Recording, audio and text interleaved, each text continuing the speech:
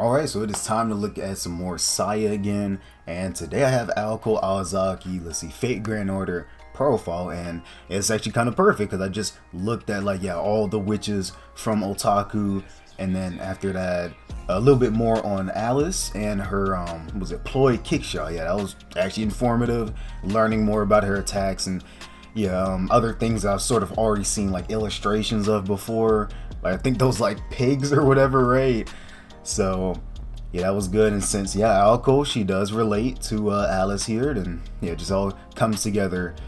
And then after that I had some other requests, so I'm gonna look at those other requests, and then like I said, I'll go to that Ainsworth. I want to learn more about them, all their magic and all that from Prisma and understand what was going on there. There's some little confusing things. I did have some people in the comments help me out understand or figure out what was going on. But other than that, I hope you guys will enjoy this. Make sure you like, subscribe, and let's just get this reaction started.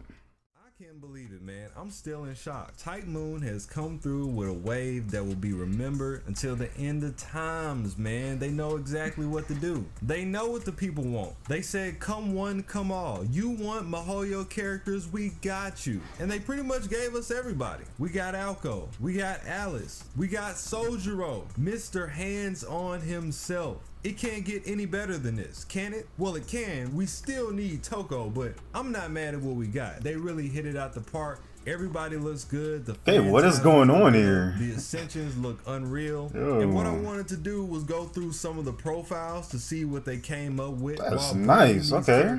Into FGO. So we'll start real with nice. Aoko. There are allegedly only 5 magicians in the world, and she is the latest and lowest ranked of them. This formerly normal high schooler lived her life uninvolved with the world of magecraft until middle school. This changed one day when she was suddenly arranged to inherit her grandfather's legacy. She's been at face mercy every single day, but her courageous and strongly competitive personality proved fortunate, allowing her to live a free and enjoyable magician life. And see, that's the thing about Aoko, right? And what people will come to understand is that canonically, she will be the forefront of that strong female protagonist. Because again, MiHoYo takes place in the 80s. So that predates Fate. That predates Tsukihime, that predates Karo no Kyokai. This is way back when. And despite the fact that she ended up getting the 5th magic bestowed to her, this still ended up being something that was last minute, and she had to work her way up to a certain point with her own merits, regardless of what she got from her family or not. So you can never really take that away from her. And it shows, right? It's not like after she got the magic, she just got lazy. No, she continued to progress, and she continued to refine the abilities that she had. So I can tell, Ren's mental was saved by having Shuro come into her life. You can say that Aoko's mental was saved by having Alice and Sojiro all the same. The 3 of them always had some type of banter going on. I don't care what it is, especially Alice, considering how reserved she is as a witch, as opposed to somebody like Sojiro who's just getting by, so he's not as familiar with formalities and etiquette, or just people giving him a hard time just for the sake of doing so. And I think Alice showed him a lot of that. It tells us that Aoko is 5'3", not as tall as some of the other people that we have, but definitely not short either. She sits somewhere right in the middle, a caring woman who sticks to her beliefs to the bitter end, a girl who looks special but can be found anywhere. You get into Bond 2, the second daughter of the Aozakis, a family of unorthodox mages in Masaki City. Since her sister was arranged to be their heir, she spent her life without magecraft until she was the age of 15. Aoko had no problems with her position, feeling lucky that all the difficult stuff was shoved at her sister's And then side. all of a sudden, Although she right? was raised in a warm household with caring parents. Since she was close to her magician grandfather, she knew a mage's philosophies, if nothing else. During Aoko's second year of middle school, her sister went missing. So when she was entering high school, she was declared the heir. Yep, all of a sudden, here we go. Sent to live in the house of the daughter of the Kuonjis, aka Alice, a family that was close friends with the Aozakis. She butted heads with Alice multiple times, but after many twists and turns, they became partners. During her process of learning basic mage skills, Under Alice's tutelage, her grandfather had already drilled the philosophies into her, so Alice was not involved in that part. The two repelled any underhanded mages trying to steal the lands they controlled. She served as student council president at her high school and was tasked with looking after the recently transferred Sojiro, giving her daily headaches. Okay, this is actually perfect. Okay. Before, with the dynamic between Shiro and Ren, how Ren learning about this story, quote, take out Shiro when they first met up with each other. Well, you have the same thing here happening with Alice and Aoko before they finally became friends. Alice was initially trying to gut Aoko. That was the whole mission, and she ended up changing her mind. The difference between the two series, I feel like, is that Ren is putting on a mask. So given what we've seen with the series, it's highly unlikely that she's gonna go all out against Shiro in particular. But Alice was a different story. Being a witch, she didn't hold those same type of values. Those values had to be instilled in her. We've already been through what Burrow did to his mother, and he's a witch. There's a lot of them that could care less. That's just the foundation of who they are. Ren, on the other hand, did care, but she suppressed her emotions for so long that it kind of put her in a state of limbo where she would autopilot this mage lifestyle because she felt like she had to do so. She felt like she owed herself that, and she felt like she owed her pops that. Yeah, Aoko being student council president kind of got her a bad rep off the start because it put her in a position where people were constantly asking her for this, looking to her for that. It is a busy position, but at the same time, when the Aozaki aspect came into the equation, then things got a lot more complicated at the house. And so it really made Aoko look away when she's focused on things going on at home, where it seems like she's just doing a brush off when she's really just trying to lock in. And so here Sojiro comes and she's looking at it like, I really have to deal with this dude, me, really? But come to find, this is exactly what she needs. Same thing with Alice and her teaching her the ropes of magecraft. So for Aoko, somebody that's walking through the door, there would be no better person to meet than Alice. Again, that same stay night dynamic where you have Aoko doing these trial and errors and you have Alice telling her, this is how it usually goes for me. At Bond 3, she's logical and overbearing, a tyrannically good-natured woman who strives for perfection in everything she does. The cold type of hero of justice who appreciates the strong and is fed up with the weak but can't bring herself to forsake them. She's cheerful and humorous but very thorough when she gets serious. You gotta lock in. Although she views good sense and social etiquette as the correct rules of society, now that she's a mage, she has to commit to their morals, so what she uses for her personal choices follows a case-by-case basis. Aoko weighs both on a scale and picks what she gives more relative importance. In general, she tries to prioritize her life choices over the choices of others. Keyword, tries.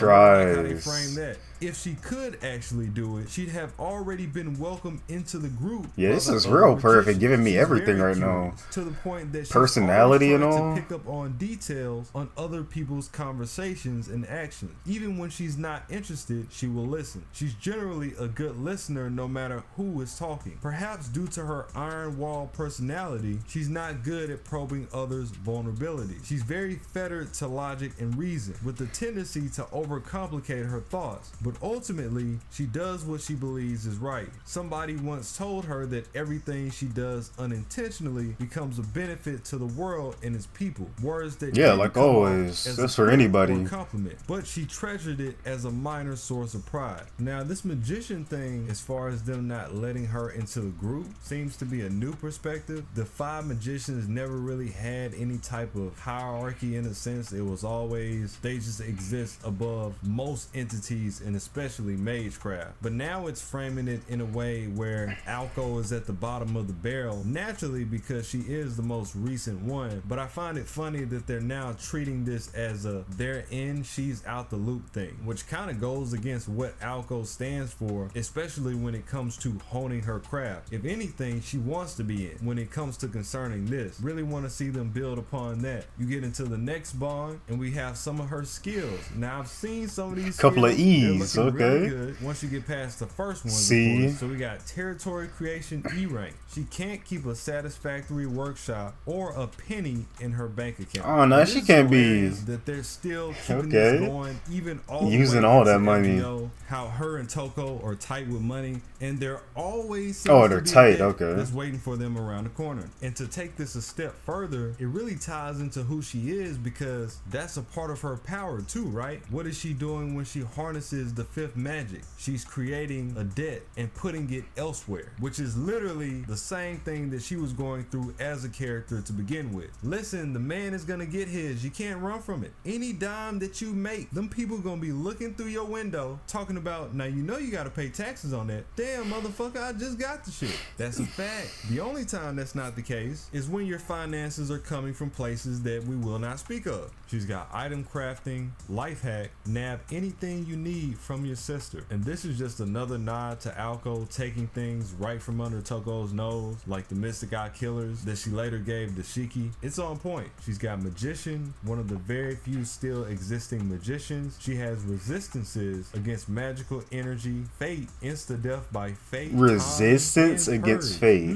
That's a Okay. lot. And that's only average. And due to her connection, she already has resistances that people would spend a lifetime for and sometimes still not get it. Magical Bullet Expansion EX, a skill that only manifests after Aoko uses her Noble Phantasm and transforms. So that would be her super form. Magic Circuits Rotation, special magical circuits that enable her to demonstrate fifth magic. They never run out of magical energy, considered one of the factors necessary to depart the planet. Magical Bullet Loading B, simple magecraft that utilizes the magical energy generated within her body as bullets. For most forms of magecraft, Aoko is average or below, but when it comes to magical bullets, she's unsurpassable in terms of speed, precision, and destructive force. The magical bullet champion of the world of magecraft. So this is just a statement to come out and say her ganders, her magical bullets can be rivaled, which makes sense. I mean, her main move is basically a magical cannon. Yusuke would be proud, I kid you not.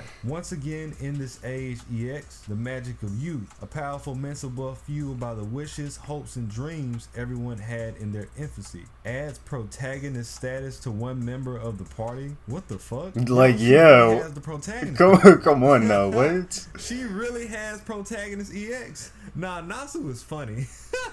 Yo, we always joke around about people having protagonist EX, harem EX. She actually has the skill, but this time it's not ironic. As always, the jokes are the real lore. When used on herself, it causes an "it's coming back to me" moment. And when used on others, it makes her a sensei that points lost boys and girls to What? their futures. They gotta Okay. stop. Then getting into Bond 5, Life Outside the Domain. She's not a life form In search of the from Milky planet, Way? but a Hold star up. that rotates in the opposite direction, follows her around, and she doesn't know what she did to accomplish that. Magic Circuits Rotation, a skill that manifests when she becomes Super Aoko, that being her actual transformation. The Magic Circuits Rotation skill she had pre-transformation turns into a passive. It has lost a bit of output. So now it's something that doesn't even have to be activated. It's just there, but slightly suppressed. It just becomes a natural thing. Magic Circuits Revolution EX, superhuman magic circuits said to manifest only after she demonstrates the fifth magic. They generate colossal amounts of magical energy, but others are completely incapable of comprehending what kind of spell made them like that and what theoretical basis they came from. Aoko herself is just as clueless. Meanwhile, Zelresh, the user of the second magic, figured out the gist of it on his first glance at Super Aoko. Are they doing tricks on it, or am I tripping? Because I swear Zelresh is like nearly 3,000 years old. I hope he can do that. Meanwhile, Aoko hasn't even broken the barrier of a standard life expectancy, let alone being on the planet for all that time. So I understand what they're trying to do. They're trying to show the magnitude, but it's kind of silly.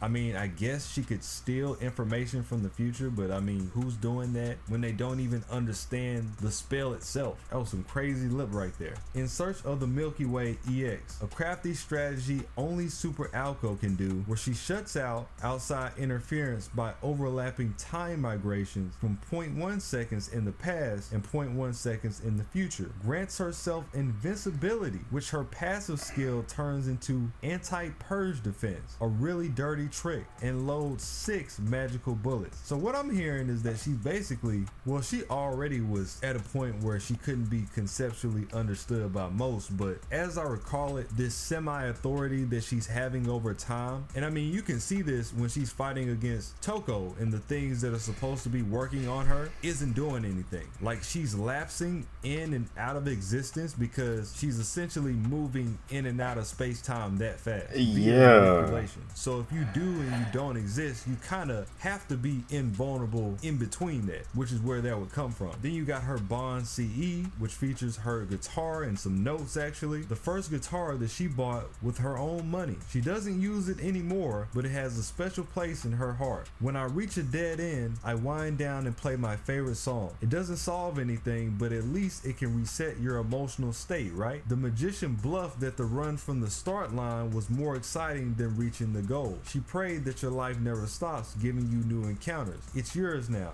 Whenever you're done with it, come return it to me. You were about to retort that it wasn't really yours if you had to give it back later, but instead you chose to hold your tongue and proudly nod. Unreasonable demands are a magician's specialty. One more outrageous task have been added to the list of pending issues you'll have to work on in the future. Rocking with this callback, and she's even saying that she's lending it to Ritsuka. Good, looking just clean. That's okay. how much their relationship means to her. So the guitar is a callback to a conversation that was had between Aoko and Sojiro. You know, Sojiro is so out of the loop of the mainstream world. You know, he grew up in a distant village, and so when he sees Aoko's guitar, he's thinking it's a weapon. He was like, don't tell me you use this to fight people. And he's dead serious. And Aoko's response is just as funny. She was like, you keep talking like that and I just might. Yo, she's always on this man's head all the time. It's hilarious because since he grew up this way, she can't fathom the idea of some of the things that he says or does, so she can't help but feel like she's getting trolled. It's like, you gotta be trolling me or you gotta be dumb as fuck. But there is no in between, and she just had to realize that's just how it was for him. None of that mattered. But yeah, this is one of her go-to pastimes. Whenever she finally got some leg room, she would spend hours to herself just trying to play. Going forward, and this is subject to change, I kind of want to do a deep dive on phantasms. I already have a video covering her entire phantasm in terms of the Milky Way variant. That's the 5th magic video that explains everything from front to back. Something like that, really. But we still need to do her Earthlight Starbow, so we will have to revisit that one. But I just want to give them their own space so we can break it down even more. And that is it for this one. So like I said, yeah, that was perfect. Learning about the story and all, and then you just kind of read through. And yeah, already from Otaku Daikun, you learned about, like, yeah, Alice, or at least Aoko helping out Alice, you know, short of ropes and all that. Really help her get stronger. And yeah, it's like, would have been at odds at first, but then eventually just became partners, friends. See, I love this. And yeah, seeing those abilities, like, come on now. Yeah, you got the actually, you know, I'll go back to the first part here. So yeah, the lowest out of the 5 magicians. Okay, so I'm trying to see who's higher than her. You know, already seeing what she's capable of here. So normal high schooler. And yeah, I kind of already knew about that. Yeah, because yeah, I heard it from Tsiah, I think, already. The whole, like, yeah, I mean, she really wasn't supposed to have anything, but you know, it was supposed to be what was it, Toko? But out of nowhere, yeah, here we go. Just took everything from her sister, basically. Yep, right here. Literally had no problems with that. Was just about to live her life. But things happen, and here we go. Then, yeah, the personality. Yep, appreciates the strong. Yeah, I was smiling on that. Appreciates the strong and is fed up with the weak, but just, yeah, can't bring herself to forsake them. Yep, merciless. Curious to the point that she always trying to pick up on details on other people's conversations and actions. Yeah, it's a little nosy at that point, you know, even when not interested. Actually, if anything, that just goes for anyone. Like, I mean, you don't have to be curious, but it's just kind of like you literally are not even interested in, like, the 2 people that are probably sitting right next to you talking. It's like at first you don't hear them, but out of nowhere you just hear something random. And it's like, wait, what? Like, you know. So yeah, things like that happen. What else was it here? Oh yeah, that's also something that kind of happens in the real world too, at least mostly from what I believe. But yeah, let's see. Yeah, whatever she does unintentionally becomes a benefit to the world and its people. So yeah, even if it was intentional, it's like, yeah, it'll still come back to either help you or the world in general. Choose as a minor. Okay. So just the simple stuff, and I think we got, yeah, the abilities. Yeah, and I'm seeing this at a C. Like, okay, she has resistance against fate. Like, bro, it's literally the name of the whole like series, right? Whole franchise. Let's see. Time and Purge. Yeah, like, wait, what? Yeah, okay. So that's what I was saying. I'm trying to see who is higher than her. Like, well, I can tell. Yeah, the resistances. Yeah, that obviously doesn't just simply make up who she is as a magician. Yes, also like, yeah, how can she actually use these resistances and how she can actually use her abilities and all. But still, yeah, that's pretty much something right there.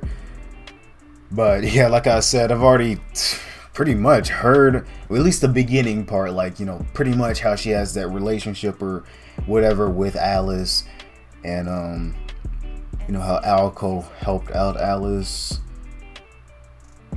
So it's like, yeah, this extra stuff, yeah, pretty much what's new to me is like the personality and all that, and these abilities. I know she was crazy, but okay. Oh yeah, he was talking about the bullets. Yeah, like, come on, adds protagonist status. Like, what? Yeah, it's coming back to me. Like, what? Yeah, kind of like, oh yeah, it's coming back to me.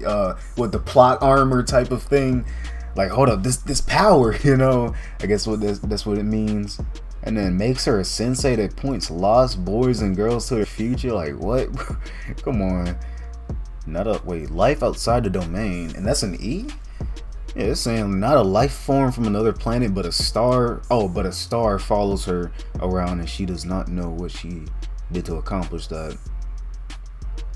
And then also, yeah, I guess that takes down her rank as a magician too, because like, you know, there's things that you are capable of, but you know, yeah, you're clueless. Just like this EX, the Magic Circuit Revolution. It's like, what was it? Yeah, Zelrich, he could figure it out from the first glance. But yeah, she just, yeah, doesn't even know what's going on here. You know, getting, colossal amounts of magical energy. So yeah, that takes it down, because it's like, you know, you're capable of something, but it's like, yeah, you just don't know how it works. You know, you just kind of use it.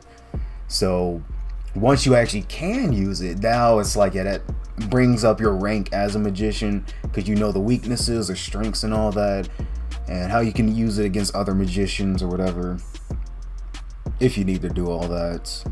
And that, yeah, that should be it about after this. Just have that guitar. See, I like this. Yeah, like a literal, just, yeah, simple, like, yeah, summary. Like, yeah, really just simply read, no extra editing or nothing. Yeah, just really getting into this here. So I do have one more, what was it? Yeah, Fate Grand Order profile I need to look at. And then I'll move on with some other stuff. Yeah, I'll probably go back to Otaku Daikun, and then, yeah, just move on from there. So other than that, yeah, that should be it. I hope you guys did enjoy. Make sure you like, subscribe again, and y'all just see you guys in the next one.